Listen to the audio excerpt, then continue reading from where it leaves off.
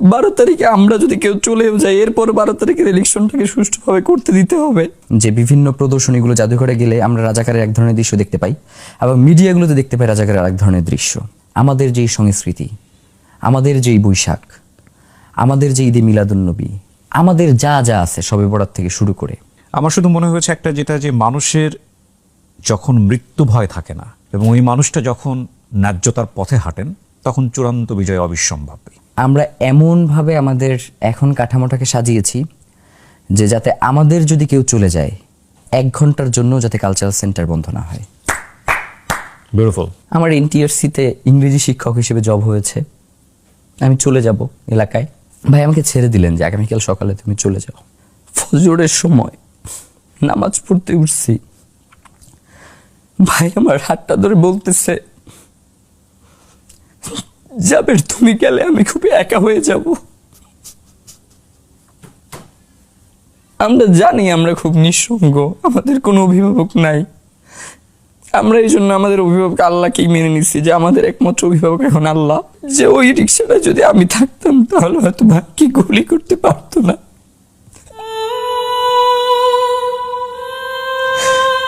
এই যে এত কিছুর কথা বলা হচ্ছে, প্লিজ ভাই আপনারা কেউ একবার বলেন শহীদ ওসমান হাদির হত্যার বিচারটা করবেন, আমরা কেউ আর রাজপথে গিয়ে দাঁড়াবো না। এই মানুষটার বিচার হবে না, এইটা কি আমরা কোনোভাবে মানতে পারি বলেন ভাই? তিনি তো এই ইলেকশনটাই করতে চাইছিলেন। হাদি এবং হাদির প্রতিষ্ঠান বাংলাদেশের অসংখ্য মানুষের মনে প্রত্যাশা জুগিয়েছিল। হাদির মৃত্যুর পর আমরা আস্তে আস্তে করে সোশ্যাল মিডিয়া থেকে হাদিকে হারিয়ে যেতে দেখেছি। এটা যুক্তিযুক্ত অনেকখানি। মানুষ কতদিন এটা নিয়ে বসে থাকবে বা এটা নিয়ে কথা বলবে, কিন্তু বিচার পাবে না এটা তো মানুষ মেনে নেবে না। বিচার পাওয়ার রাইট হাদির আছে এবং হাদি এবং হাদির পরিবারের।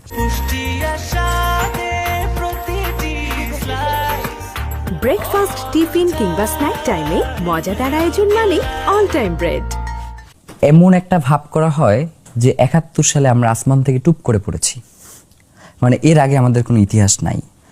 অথচ আমাদের কিন্তু খুবই গৌরব উজ্জ্বল একটা ইতিহাস আছে, আমাদের আজাদির একটা লড়াই আছে। মানে আপনি যদি আপনার আজাদির সন্তানদেরকে ভুলে যান, তাদের পূর্বপুরুষদেরকে ভুলে যান আর কি, ভুলিয়ে দেন, তাহলে আসলে আপনার লড়াইটা আসলে খুবই দীর্ঘ হবে। এইটাতে আসলে সংক্ষিপ্ত বলে যে আপনি পার পেয়ে যাওয়ার চেষ্টা করছেন সেটা আসলে কোনোভাবেই বাস্তবায়ন করা সম্ভব না। যেমন আমাদের ব্রিটিশ বিরোধী আন্দোলন আছে, আমাদের তিতুমির আছে, আমাদের শরীয়তুল্লাহর ফরায়েজি আন্দোলন আছে, আমাদের বালাকোটের যুদ্ধ আছে, আমাদের 47-এর আজাদি আছে, 71-এর আজাদি আছে, 24-এর আজাদি আছে। মানে এই প্রত্যেকটা জিনিসকে একদম সুলতানি আমল থেকে এই পুরোটাই তো আমার যেই জিনিসটা সেইটাকে আমি কেন, কোন কারণে আমি ধারণ করতে পারতেছি না, আমি এইটাই বুঝি না। যেমন দেখেন, এই যে আমাদের ছাত্র ভাইয়েরা যারা জুলাইয়ের পরে ছাত্র উপদেষ্টা হইলেন বা বিভিন্নভাবে নেতা হইলেন, এরাও কিন্তু শুরুটা 47 বাদ দিয়ে করছিলেন। জনপ্রতিরোধে পড়বার পরে 47কে অ্যাকনলেজ করতে বাধ্য হয়েছেন। শুধু 47 না, আমাদের ইতিহাস কিন্তু 47 থেকেই শুরু হয় নাই। আমাদের ইতিহাস শুরু হয়েছে সহস্র বছর ধরে। এই সহস্র বছরের ইতিহাসকে যদি আমরা আমাদের আজাদির এই লড়াইয়ের মধ্যে না নিয়ে আসি, তাহলে আমরা যে লড়াইয়ের যে সুনির্দিষ্ট পথ সেই দিকেও আমরা সফলভাবে আগাইতে পারবো না। পাশাপাশি এই যে মানুষগুলোকে নাই করে দেয়, যেমন আপনি দেখেন যে অলরেডি মানে 1000 বছরের ইতিহাস তো বাদ দিলাম, হাদিকে বলতেছে যে হাদিকে, মানে শহীদ হাদি কে? মানে শহীদ হাদি মারা গেছে আজকে 58 দিন। মানে এই জাতির একটা অংশ মানে 58 দিনের ইতিহাস সে ভুলে যাচ্ছে। 58 দিন পরেই একটা ইতিহাস, সে 58 বছরের ইতিহাসই তো সে মনে থাকবে না, এটাই তো খুব স্বাভাবিক। কিন্তু জুলাইয়ের পরবর্তী এই পুরো হিসাব নিকাশ পরিবর্তন হয়ে গেছে। জুলাইয়ের পরে বাংলাদেশে আর এই হিসাব নিকাশ চলবে না। আপনি দেখেন আপনার মুখে দাঁড়িয়ে আছে, গতকালকে হামলার দিন আপনি দেখেছেন যে মাদ্রাসার দাড়ি টুপি পরা একটা ছেলে, আর তাকে যতক্ষণ মন চায় অতক্ষণ মারতেছে। মানে হচ্ছে তার সহস্র বছরের যে ক্ষোভ আক্রোশ, মানে এই দাড়ি টুপির প্রতি, এই লেবাসের প্রতি, সে সেইটার প্রতিফলন ঘটানোর একটা চেষ্টা করছে। তার আগ্রাসী মনোভাবের মধ্য দিয়ে সেটা প্রতিফলিত হয়েছে। এদেরকে বাংলাদেশের 3য় শ্রেণীর নাগরিক মনে করা হয়। যতদিন পর্যন্ত এরা বাংলাদেশে সকল নাগরিকের সমান অধিকার ফিরে না পাবে, যতদিন পর্যন্ত বাংলাদেশের যে ইতিহাস রয়েছে, শত সহস্র বছরের ইতিহাস, যতদিন পর্যন্ত সেটাকে আমরা বাংলাদেশের ইতিহাস হিসেবে বাংলাদেশে প্রতিষ্ঠিত করতে না পারবো, যতদিন পর্যন্ত আমাদের কবিতা, গল্প, নাটকে যেভাবে এদেরকে ভিন্নভাবে উপস্থাপন করা হয়, যেমন দেখবেন যে বিভিন্ন প্রদর্শনীগুলো, জাদুঘরে গেলে আমরা রাজাকারের এক ধরনের দৃশ্য দেখতে পাই এবং মিডিয়াগুলোতে দেখতে পাই রাজাকারের আরেক ধরনের দৃশ্য। এই জায়গাগুলোতে যতদিন পর্যন্ত আমরা সক্ষমভাবে এগুলোকে মোকাবেলা করতে না পারবো এবং আমাদের নিজস্ব যেই ব্যাপারগুলো সেগুলোকে যতদিন পর্যন্ত আমরা ফুটিয়ে তুলতে না পারবো, ততদিন পর্যন্ত আমাদের এই লড়াইটা চলবে। আমরা কোনোভাবেই মনে করি না যে ইনকিলাব মঞ্চ বা ইনকিলাব কালচারাল সেন্টার শুধুমাত্র এই লড়াইটা করবে। এই লড়াইটা বাংলাদেশের মানুষের লড়াই। আপনি যদি ইনকিলাব মঞ্চকে আগামীকালকে নিঃশেষ করে ফেলেন, আপনি যদি আমাদের সবাইকেও মেরে ফেলেন, আপনি যদি ইনকিলাব কালচারাল সেন্টারকে আগামীকালকে ধ্বংস করে ফেলেন, তারপরেও এই লড়াইকে থামানো যাবে না। কারণ আমাদের পূর্বপুরুষরা শত সহস্র বছর আজাদির জন্য লড়াই করেছে এবং আমাদের সামনে যারা আসতেছে তারাও, আপনি ভাবেন যে ছোট ছোট বাচ্চাদের কাছে হাদি এখন হচ্ছে সুপার হিরো। সে হাদির ছবি আঁকতেছে, হাতের লেখা লিখতেছে, সেখানে হাদির গান গাইতেছে, স্কুলের প্রতিযোগিতায় সে হাদি হয়ে দাঁড়িয়ে যাইতেছে, বাবা মা সন্তানদেরকে হাদি করে গড়ে তুলতেছে। যার কারণে বাংলাদেশের মানুষ একটা পক্ষ যদি মনে করে যে হাদিকে মেরে ফেলার মধ্য দিয়ে হাদির এই লড়াইকে থামিয়ে দেওয়া যাবে, আমার তো মনে হয় যে হাদিকে মেরে ফেলার মধ্য দিয়ে বাংলাদেশে এই লড়াইটাকে আরও 100 বছর সামনে এগিয়ে নিয়ে যাওয়া হয়েছে। যে এই লড়াই কোনোভাবেই আর থামানো সম্ভব হবে না। এই লড়াই 100 গুণ গতিতে আরও সামনের দিকে এগিয়ে যাবে, এটা আমার বিশ্বাস। তা আমাদের ভাই আফসোসের যেই ব্যাপারটা, সেটা হচ্ছে গত 1.5 বছর ধরে, মানে আমরা তো বিভিন্নভাবে হুমকি পেয়েই আসছিলাম। গত বছর ডিসেম্বরেও একবার আমরা বরিশালে গেলাম, তখন শহীদ ওসমান হাদিকে হত্যা করা হবে, এই ধরনের বিভিন্ন ফোন টোন দেওয়া হচ্ছে। তা আমরা ওই যে বরিশালে যে বাংলা দা আছে না, ওই দা ব্যাগের মধ্যে নিয়ে এরপরে হচ্ছে বের হয়েছি বাসা থেকে। তো আমরা জানতাম যে কোনো না কোনো সময় আমাদের সাথে এই ঘটনাগুলো ঘটবে। সেই রিস্ক কি এখনো আছে? এখনো আছে, কিন্তু এই যেমন আমি চাইলেই কিন্তু গাড়ির মধ্যে নিজেকে আবৃত করে নিতে পারি, কিন্তু জনগণের কাছে যাওয়ার জন্য, মানে আপনি ভাবেন যে ফুটপাতে যে লোকটা চা বিক্রি করে তারও তো মনস্তত্ত্বে পরিবর্তন হইতে হবে, সেও তো এই দেশেরই সন্তান। তার কাছেও তো বাংলাদেশের নিজের যেই নিজস্বতা, আমাদের যেই সংস্কৃতি, আমাদের যেই বৈশাখ, আমাদের যে ঈদে মিলাদুন্নবী, আমাদের যা যা আছে শবে বরাত থেকে শুরু করে, এই জিনিসগুলো তো তারে বুঝাইতে হবে। যে একটা জিনিস ভাবেন ভাই, আমি যে গানটা শুনি, এই গানটাও সেট করে দেয়া হয় যে কোন গানটার কোন ধরনের ক্লাস আছে। মানে বস্তির একটা লোক যেই গানটা শোনে, আবার এলিট ক্লাসের যেই গানটা শোনে, এলিট ক্লাসের লোকজন এই গানটাকে খুব সিসি করতেছে, মানে তার কাছে কোনো গানই না। মানে এইটাও কিন্তু সেট করে দেয়া হয় যে বাংলাদেশের যে শ্রেণীভেদ, তা আমরা এই জায়গাটাকে ভেঙে দিতে চাই। শহীদ ওসমান হাদি এই জায়গাটাকে ভাঙতে পারছিলেন, যার কারণে আমরা এমনও দেখছি যে রিক্সাওয়ালা শহীদ ওসমান হাদির কবরের কাছে গেলে ভাড়া নিচ্ছে না, এখন পর্যন্ত এটা কন্টিনিউ চলতেছে। আমি সেলুনে চুল কাটতে গেছি 1.5 মাস পরে, চুল কাটাইতে গেছি, কাটার পরে বলতেছে যে টাকা নিব না, আপনাকে একটা ওয়াদা দিতে হবে। আমি বলি বলেন, বলে শহীদ ওসমান হাদির হত্যার বিচারটা করতে হবে। রিক্সাওয়ালা ভাড়া নিচ্ছে না। তো এই যে মানুষের যে ভালোবাসা, এবং এলিট ক্লাসের যেটা বললাম যে আমাদের সেন্টারে এসে এমনও মানুষ অজর ধারায় কাঁদে, সে নিজেও জানে সে কত হাজার কোটি টাকার মালিক। এই দুইটা জায়গায় বাংলাদেশের মানুষকে কেউ একত্রিত করতে পারে না, যেটা শহীদ ওসমান হাদি পারছিলেন, তার পার্সোনালিটি দিয়ে, তার কথা দিয়ে, তার লড়াইকে দিয়ে এক জায়গায় নিয়ে আসা। আজাদির লড়াইটা যে সবার, এটা তিনি বুঝাইতে পারছিলেন। আফসোস ভাই এই কারণে, যেটা বলতেছিলাম, যে এই 1.5 বছরে আমি 3-4 বার বাসায় গেছি। আমার কাছে সবসময় মনে হইতো ভাই যে আমি যদি ভাইয়ের কাছে না থাকি হয়তো কোনো সমস্যা হইতে পারে। আমার এনটিআরসিতে ইংরেজি শিক্ষক হিসেবে জব হয়েছে, আমি চলে যাব এলাকায়, ভাই আমাকে রাখলেন না। রাতে সবাইকে বসায়া ভাই অঝোর ধারায় কাঁদলেন মোনাজাতে। ভাই আমাকে ছেড়ে দিলেন যে আগামীকাল সকালে তুমি চলে যাও।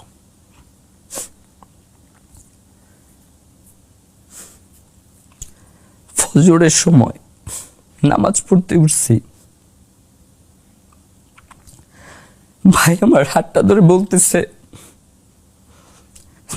জাবের তুমি গেলে আমি খুব একা হয়ে যাব।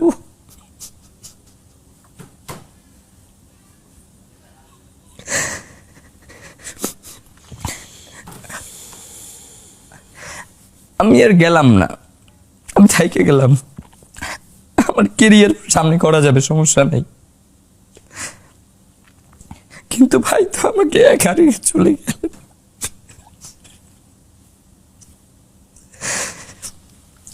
ওই রিক্সাটায় সবসময় আমি বসি।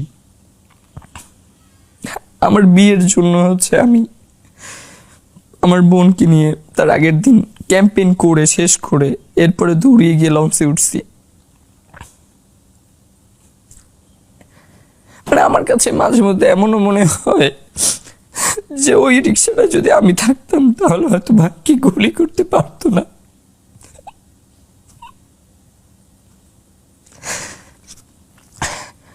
আমরা জানি আমরা খুব নিঃসঙ্গ, আমাদের কোনো অভিভাবক নাই। আমরা এই জন্য আমাদের অভিভাবক আল্লাহকেই মেনে নিচ্ছি যে আমাদের একমাত্র অভিভাবক এখন আল্লাহ। আমরা যখন কোনো সিদ্ধান্ত নেই তখন আমরা চোখ বন্ধ করে শুধু ভাবি যে শহীদ ওসমান হাদি এইখানে থাকলে কি করতো। আমরা যখন কোনো সিদ্ধান্তে পৌঁছাইতে পারি না তখন আমাদের মেম্বারদেরকে আমরা বলি যে তোমরা সবাই চোখ বন্ধ করো, বন্ধ করে শুধু চিন্তা করো যে শহীদ ওসমান হাদি থাকলে এখানে কি সিদ্ধান্ত নিত। তো আমাদের মনোজগৎটা এতটাই আর কি কাছাকাছি যে আমরা যদি 10 জন থাকি এর মধ্যে 9 জন একই সিদ্ধান্ত দেই আমরা যে এইটাই করতো। এই যে নির্বাচন বানচালের কথা বলা হচ্ছে, এই যে এত কিছুর কথা বলা হচ্ছে, প্লিজ ভাই আপনারা কেউ একবার বলেন শহীদ ওসমান হাদির হত্যার বিচারটা করবেন, আমরা কেউ রাজপথে গিয়ে দাঁড়াবো না।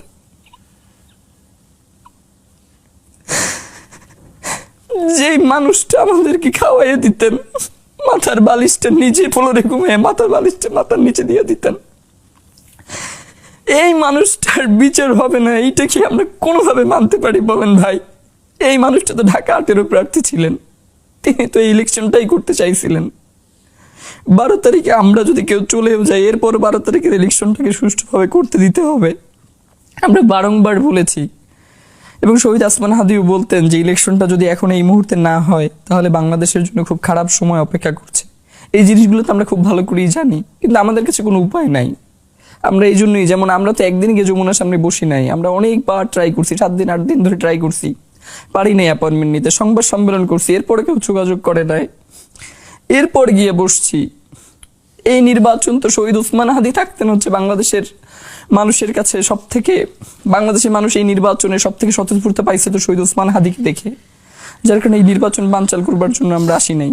এই নির্বাচন অবশ্যই হইতে হবে এবং আমাদের ভাইদেরকে যারা অতর্কিতভাবে আক্রমণ করছে, যে সকল পুলিশ সদস্যরা নেম প্লেট খুলে ফেলে মুখে মাস্ক পরে, তাদেরকে অবশ্যই বিচারের মুখোমুখি করতে হবে।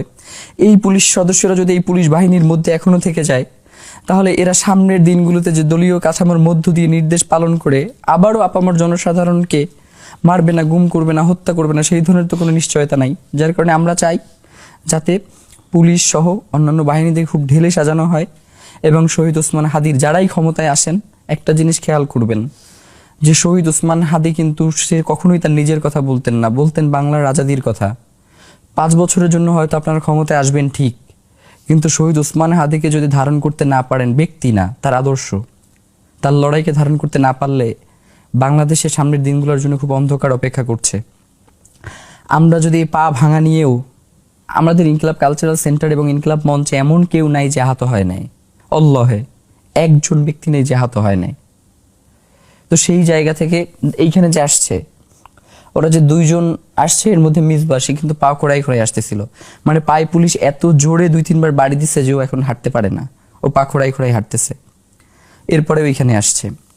এই লড়াইটা আমরা করতে চাই বাংলাদেশের মানুষের কাছে, বাংলাদেশের সংস্কৃতি, বাংলাদেশের ইনসাফ, বাংলাদেশের স্বাধীনতা, সার্বভৌমত্ব, এগুলোকে আমরা যতদিন পর্যন্ত বাংলাদেশের একদম তৃণমূল থেকে একদম এলিট ক্লাস পর্যন্ত নাগরিক যে অধিকার সেটা যতক্ষণ পর্যন্ত নিশ্চিত করতে না পারবো, যতক্ষণ পর্যন্ত ইনসাফের বাংলাদেশ প্রতিষ্ঠিত করতে না পারবো, ততক্ষণ পর্যন্ত আমরা আমাদের এই লড়াইকে চালিয়ে যাব।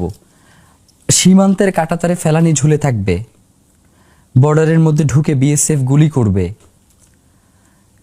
ইলিয়াস আলীকে গুম করে তার লাশকে সমুদ্রে পেট চিরে ফেলে দেয়া হবে, সেই গুমের রিপোর্টকে নাই করে দেয়া হবে, পিলখানায় দেশপ্রেমিক অফিসারদেরকে হত্যা করা হবে, শাপলায় হুজুরদেরকে নির্বিচারে গুলি করে হত্যা করা হবে, জুলাই আমাদের ভাই বোনদেরকে গুলি করে হত্যা করা হবে, কিন্তু আমরা বিচার পাবো না, ইনসাফের বাংলাদেশ গড়তে পারবো না, এটা হতে পারে না।